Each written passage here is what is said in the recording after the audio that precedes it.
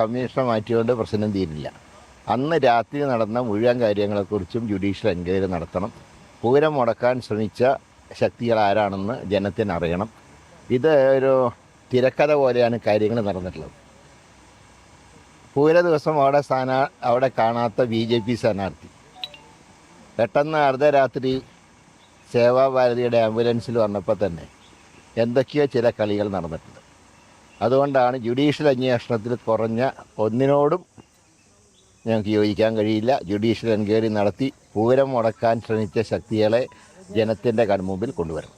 2 മന്ത്രിമാർക്കാണ് ഇവിടെ charge, ബിന്ദുവിനും K രാജനും. അർദ്ധരാത്രി ആയതുകൊണ്ട് രാജൻ അവിടെ നിൽക്കേണ്ടതാണ്. ബിന്ദു മേഡത്തിന് പിന്നെ രാത്രി ആയതുകൊണ്ട് ചിലപ്പോൾ അവർ പോയി കാണും. പക്ഷേ രാജന് ഉത്തരവാദിത്തമുണ്ട്. രാജനിത് കഴിയുന്നത് വരെ സ്ഥലത്ത് നിൽക്കേണ്ടതായിരുന്നു. വെറുതെ നിന്നിട്ട് കാര്യമില്ല, ശക്തമായിട്ട് നിർദ്ദേശം കൊടുക്കണം. ഇപ്പോൾ പെരുമാറ്റച്ചട്ടം ഉണ്ടെന്നൊക്കെ ശരിയാണ്, പക്ഷേ ഒരു ലോ ആൻഡ് ഓർഡർ വഷളാവുമ്പോൾ മന്ത്രിക്ക് ഇടപെടാം. അതിന് പെരുമാറ്റച്ചട്ടം പെരുമാറ്റച്ചട്ടം വരുന്നത് മന്ത്രി എന്ന നില ദുരുപയോഗം ചെയ്യുന്നതിനാണ് പെരുമാറ്റച്ചട്ടം. മന്ത്രി എന്നുള്ള നിലയ്ക്ക് ചെയ്യേണ്ട ചുമതല ചെയ്യുന്നതിന് പെരുമാറ്റച്ചട്ടം പ്രശ്നമല്ല. പ്രകാശ് കാരാട്ട് ഇന്നലെ വടകര ഉണ്ടായിരുന്നു. അദ്ദേഹം പറഞ്ഞത് രാഹുലിനെ കുറിച്ച് ഒന്നും പറഞ്ഞില്ല, മോദിയെയാണ് കുറിച്ചിട്ട്. പക്ഷേ പിണറായി വിജയൻ അങ്ങനെയല്ല. അത് പിണറായി വിജയൻ മോഡിയുടെ ഏജൻ്റാണല്ലോ.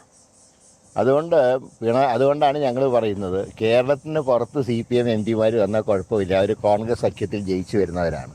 പിണറായി അങ്ങനെയല്ല, പിണറായി മോഡിയുടെ ഏജൻ്റാണ്.